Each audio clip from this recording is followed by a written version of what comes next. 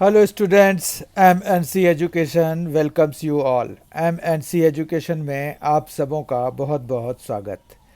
Today we are going to do chapter 12th of class 11th, which is Introduction to Three-Dimensional Geometry.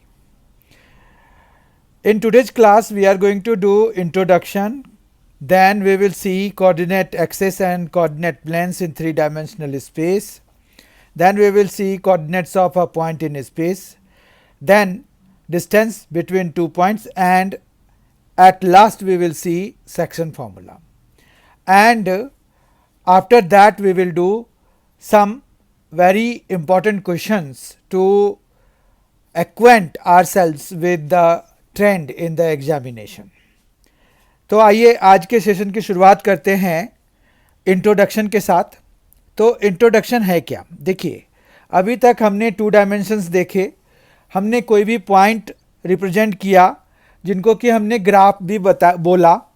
तो किसी भी graph, कोई भी graph जो होता है या कोई भी प्लेन है, जैसे ये प्लेन ऑफ पेपर है आपके पास, तो उसमें आपके पास क्या है कि हम एक्स एक्सिस और वाई एक्सिस इनको मतलब 4 पार्ट में बांट देते थे. लेकिन उससे हमेशा काम हो जाए ये ज़रूरी नहीं है. एक्चुअली अगर आप एक बॉल को हवा में फेंकते हैं तो उनके अगर हर एक जितना भी समय मतलब एकदम फ्रैक्शन ऑफ सेकेंड्स में जो उनके चेंजेस हो रहे हैं, अगर आपको उनको मार्क करना है तो उसके लिए आपको 3 डायमेंशनल स्पेस की ज़रूरत होगी.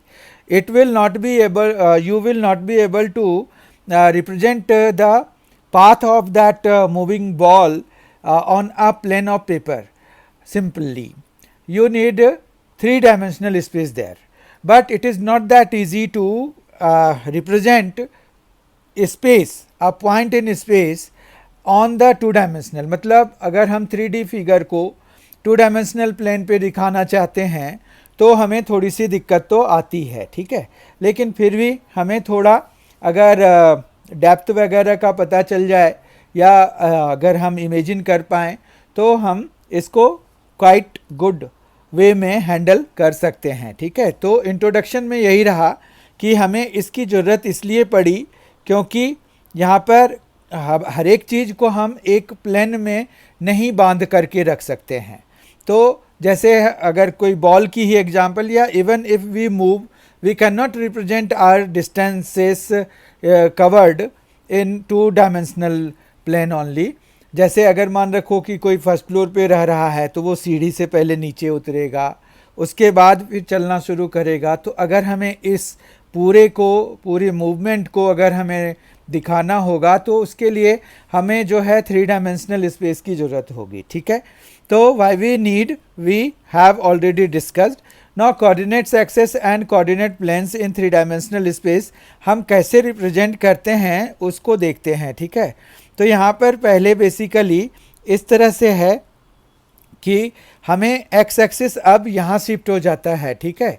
X axis now is this one, this is X axis now, this is Y axis and this is Z axis. मतलब हमारे पास ये एक्स एक्सिस जो है अब डेप्थ की जैसे हो गया और ये विड्थ के जैसे हो गया, जबकि जेड जो है हमारा हाइट को रिप्रेजेंट कर रहा है, ठीक है. ये तो पॉजिटिव हमने रिप्रेजेंट किए. इनके नेगेटिव साइड्स भी होंगे. जैसे हमारे पास जो 2 डायमेंशनल में हम क्वाड्रेंट सिस्टम जो बनाते हैं एक्स एक्सिस वाई एक्सिस के द्वारा जो बनता है, तो वहाँ पर हमारे पास नेगेटिव एंड्स भी होते हैं इन सभी के, ठीक है. तो ये जेड डैश हो गया, ये एक्स डैश हो गया और ये वाई डैश हो गया, ठीक है. And it is the origin, right.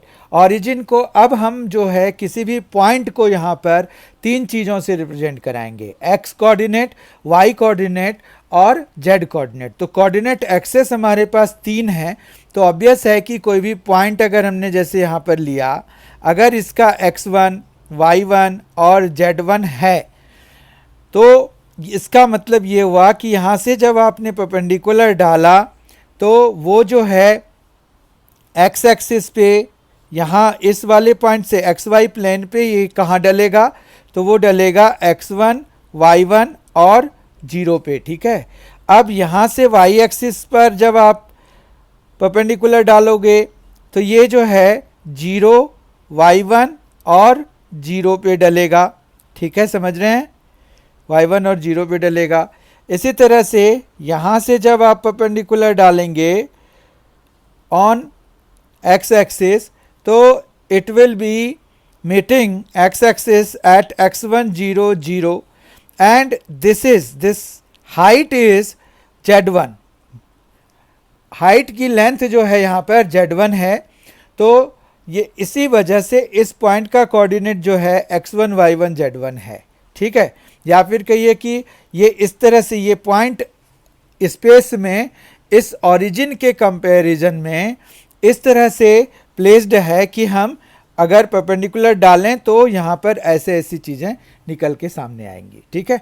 तो कोऑर्डिनेट एक्सिस आपको समझ में आ गया। और कोऑर्डिनेट प्लेन्स जो है हमारे पास, कोऑर्डिनेट प्लेन्स कितने हो जाएंगे फिर अगर आप देखें तो यहाँ पर कोऑर्डिनेट प्लेन्स क्या हो जाएगा, एक्स वाई एक प्लेन हो गया, ठीक है। इसी तरह से वाई जेड वाला ये वाला प्लेन हो गया, फिर एक्स जेड वाला भी ये वाला प्लेन हो गया। इसी तरह से नेगेटिव साइड्स के लिए भी आपके पास प्लेन्स होंगे। तो हम जो उनको रिप्रेजेंट करते हैं बड़ा सिंपल वे में हम रिप्रेजेंट करते हैं। तो हमारे पास देखिए प्लेन के लिए जैसे एक्स ओ वाई हम रिप्रेजेंट करेंगे इस वाले प्लेन को, तो हम एक्स ओ वाई हो गया, तो एक्स ओ वाई डैश भी हो जाएगा, ठीक है। इस तरह से वाई ओ जेड भी है और वाई ओ जेड प्राइम भी है, ठीक है, समझ रहे हैं आप। इसी तरह से एक्स ओ जेड भी है और एक्स ओ जेड डैश भी है, ठीक है, एक्स ओ जेड डैश भी है। तो अभी तो ये हुए, अब एक्स डैश के लिए भी तो होंगे, वाई डैश के लिए भी तो होंगे और जेड डैश के लिए भी होंगे। तो इस तरह से हमारे पास यहाँ पर जो है इतने सारे प्लेन्स निकल कर सामने में आएंगे। समझ में आ रही है बात। एक्स ओ वाई जैसे आ गया तो एक्स डैश ओ वाई भी आएगा, X dash O Y dash भी आएगा, ठीक है। तो X dash O Y dash भी तो हमारे पास आ सकता है ना, क्योंकि ये जो इससे और इससे मतलब ये वाला जो प्लेन है वो X dash O Y dash ही तो है। तो हमारे पास एक्स डैश ओ वाई भी आएगा और X dash O Y dash भी आएगा, वाई डैश ओ जेड भी आएगा, Y dash O Z dash भी आएगा, एक्स डैश ओ जेड भी आएगा और X dash O Z dash भी आएगा। इस तरह से 1 2 3 4 1 2 3 4 5 6 7 8 9 10 11 12 जो प्लेन्स हैं वो आ गए 3 डायमेंशनल ज्योमेट्री में। X dash O Y, X dash O Y dash, Y dash O Z, Y dash O Z dash, X dash O Z, X dash O Z dash. ये बोलचाल में तो हम डैश बोल देते हैं but they are not dash, actually they are primes, ठीक है। तो ये पार्ट भी हमारा कवर हो गया अब कि हमने यहाँ पर कोऑर्डिनेट एक्सेस को हम कैसे रिप्रेजेंट करते हैं और कोऑर्डिनेट प्लेन्स का क्या मतलब है इन 3 डायमेंशनल स्पेस, ये हमें पता चल गया। फिर अब हम देखते हैं coordinates of a point in space. तो वो भी हमने देख लिया कि किस तरह से हम किसी पॉइंट को स्पेस में रिप्रेजेंट करते हैं। तो उसके लिए हमें 3 कोऑर्डिनेट्स की ज़रूरत होती है, X axis, Y axis and Z axis, ठीक है, ये भी समझ में आ गया। फिर अब हम आ जाते हैं सीधा डिस्टेंस बिटवीन 2 पॉइंट्स पे। डिस्टेंस बिटवीन 2 पॉइंट्स मतलब डिस्टेंस फार्मूला है ना। तो आपने देखा है डिस्टेंस फार्मूले के लिए 2 डायमेंशन में क्या होता है और 3 डायमेंशन में क्या होता है। तो डिस्टेंस फार्मूला हम देख लेते हैं। डिस्टेंस फार्मूला वेरी सिंपल, यहाँ पर मान रखिए कि ए आपके पास x1, y1, z1 है और b जो है वो है x2, y2 और z2, ठीक है। अब हमें अगर a और b के बीच का डिस्टेंस मतलब AB निकालना है तो AB is equal to root under of x2 minus x1 square whole square use करेंगे, y2 minus y1 whole square और z2 minus z1 whole square use करेंगे, ठीक है। समझ में आ गई बात, यहाँ तक कोई दिक्कत नहीं है डिस्टेंस फार्मूला के लिए, ओके। अब अगर आप देखिए तो इसमें आप इनके ऑर्डर्स चेंज कर सकते हैं, क्योंकि हमें पता है कि a minus B whole square is equal to B minus A whole square होता है। तो इस तरह से x1 minus x2 whole square, y1 minus y2 whole square और z1 minus z2 whole square भी हमारे पास डिस्टेंस फार्मूला होगा, और वो भी ए बी ही देगा, ए बी की लेंथ देगा। डिस्टेंस फार्मूले के जो यूसेज आपके 2 डायमेंशनल में होते थे वही यहाँ पर भी होंगे, कि आप जो है डिस्टेंस फार्मूले को यूज़ करके कोलिनियर पॉइंट्स प्रूव कर सकते हैं, या किसी शेप के बारे में, जैसे कि वो ट्रायंगल है तो ट्रायंगल है पहले वो दिखा सकते हैं, फिर अगर वो ट्रायंगल है तो वो किस तरह का है, स्केलिन है, आइसोसेलेस है, इक्विलैटरल है, राइट एंगल ट्रायंगल है, तो आप उनके टाइप्स भी बता सकते हैं। क्वाड्रिलेटरल में आने के बाद आप ये भी बता सकते हैं कि वो किस तरह का क्वाड्रिलेटरल है, पैरेललोग्राम है, ट्रेपीजियम है, काइट है, या फिर अगर पैरेललोग्राम है तो उसमें किस स्पेसिफिक टाइप ऑफ पैरेललोग्राम है। तो डिस्टेंस फार्मूले के ये सारे वेरियस यूसेज होते हैं हमारे पास। तो डिस्टेंस फार्मूला ये होता है, आपको इसको यूज़ करना है। फिर लास्ट जो हमें डिस्कस करना है आज की क्लास में वो है सेक्शन फार्मूला। तो सेक्शन फार्मूले में क्या है, सेक्शन फार्मूले में देखिए कि अगर आपके पास, देखिए दो तरह का डिवीज़न होता है हमारे पास। एक तो जैसे A है x1 y1 z1 एक पॉइंट है, B है x2 y2 और z2, ठीक है। अगर आप इस पर C पॉइंट लेते हो तो ये इंटरनल डिवीज़न कर रहा है, क्योंकि ये इसके बीच में लाई कर रहा है। अब मान रखिए ये m/n रेशियो में अगर डिवाइड कर रहा है, और C का जो कोऑर्डिनेट है आपने x y z माना हुआ है, तो इसका जो कोऑर्डिनेट्स हो जाएगा वो आप कैसे लिखेंगे। तो x इज इक्वल टू आपका आ जाएगा mx2 plus nx1 by m plus n, ठीक है। फिर दूसरा आएगा m y2 plus n y1 by m plus n। Actually यहाँ पर 2 डायमेंशन जैसे ही हम चलाते हैं, इधर वाले रेशियो को इधर से और इधर वाले रेशियो को इधर से मल्टीप्लाई कराते हैं, ठीक है। x के बारी में x का, y के बारी में y का, और z के बारी में z का हम पॉइंट कोऑर्डिनेट्स लेंगे और ऑपरेट कराएंगे, ठीक है। तो अब जो है यहाँ पर ये आ गया थर्ड वाला mz2 plus nz1 upon m plus n, ठीक है। तो ये हमारा it completes the internal division. Coordinates हमें सारे आ गए, x y और z आ गया। आप देखिए mx2 plus nx1, my2 ny1 और mz2 nz1 ऐसे बने हैं, और अपॉन में m प्लस n हमने किया है। तो ये तो इंटरनल डिवीजन के लिए हो गया, पर अगर हमें एक्सटर्नल डिवीजन होगा तो हम क्या करेंगे। इंटरनल डिवीजन ये हो गया, एक्सटर्नल डिवीजन में हमें क्या करना है, तो बीच में माइनस लगा देना है, ठीक है। mx2 minus nx1 upon m minus n, फिर my2 minus ny1 upon m minus n, और mz2 minus nz1 upon m minus n, ठीक है। तो ये क्या हो जाएगा, ये एक एक्सटर्नल डिवीजन को रिप्रेजेंट करेगा।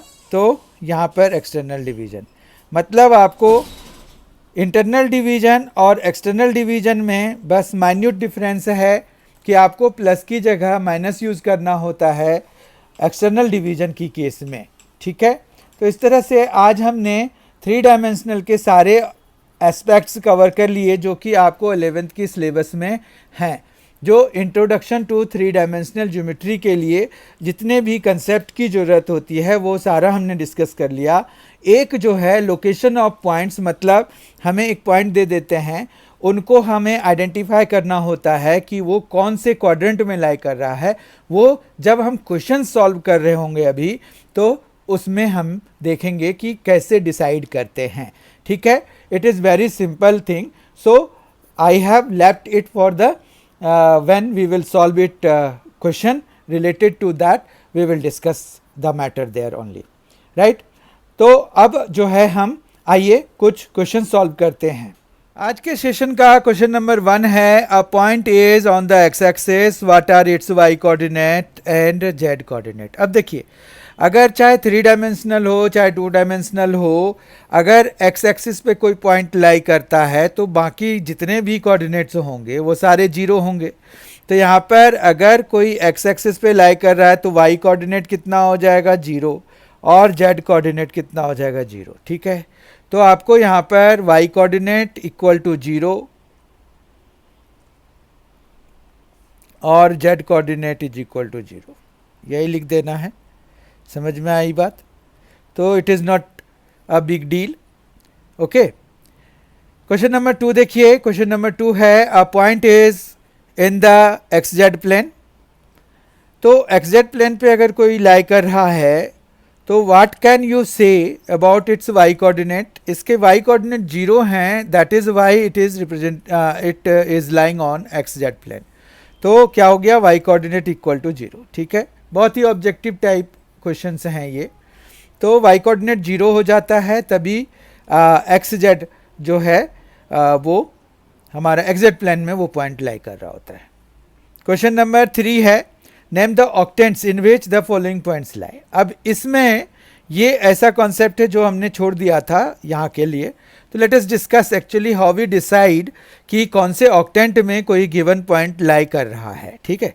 तो यहाँ पर अगर आप फर्स्ट वाले को देखिए तो इसमें हमें पहले इन दोनों को देखने की ज़रूरत है। इन दोनों के हिसाब से ये फर्स्ट क्वाड्रेंट में होगा, ठीक है, क्योंकि दोनों ही पॉजिटिव हैं। आपको क्वाड्रेंट सिस्टम के सारे याद होने चाहिए कि इफ़ बोथ पॉजिटिव तो क्या है, फर्स्ट क्वाड्रेंट में है, एक्स नेगेटिव वाई पॉजिटिव तो सेकंड में है, दोनों नेगेटिव तो थर्ड में है, और एक्स पॉजिटिव वाई नेगेटिव तो फोर्थ में है, ठीक है। उसके बाद हमने पहले तो ये कोऑर्डिनेट फर्स्ट क्वाड्रेंट वाइज अगर हम देखें, फर्स्ट 2 को मिलाने से हमें फर्स्ट क्वाड्रेंट का डिसाइड हो रहा है क्योंकि दोनों पॉजिटिव है। फिर ये तीसरा वाला भी पॉजिटिव है तो एज इट इज रख लीजिए। अगर तीसरा वाला नेगेटिव है तो उसको चेंज कर दीजिए। जैसे अगर हम इसकी बात करें तो इसमें क्या है, इन दोनों से तो हमें क्या पता चल रहा है, इन दोनों से हमें पता चल रहा है कि ये फर्स्ट क्वाड्रेंट में है, लेकिन यहाँ पर क्या है, ये माइनस में है। तो आप क्या कीजिए, 4 ऐड कर दीजिए। 4 जब आप ऐड कर दीजिएगा तो आपके पास यहाँ पर क्या आ जाएगा, ये 5th ऑक्टेंट में लाई करेगा। समझ में आई बात?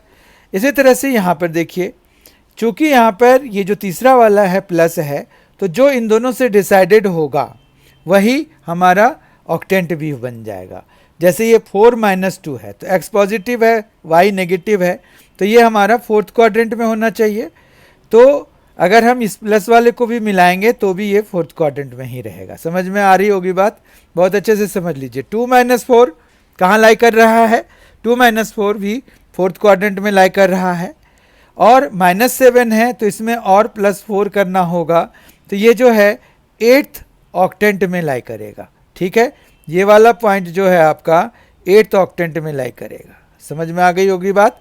फिर -4 2 पे आइए, ये -4 और 2 से तो सेकेंड क्वाड्रेंट का पता चल रहा है, पर यहाँ नेगेटिव है तो +4, थर्ड क्वाड्रेंट जो है ये जेड कोऑर्डिनेट जो है वो नेगेटिव है तो +4 करते हैं, तो ये 6th ऑक्टेंट में लाई करेगा। समझ में आ गई बात?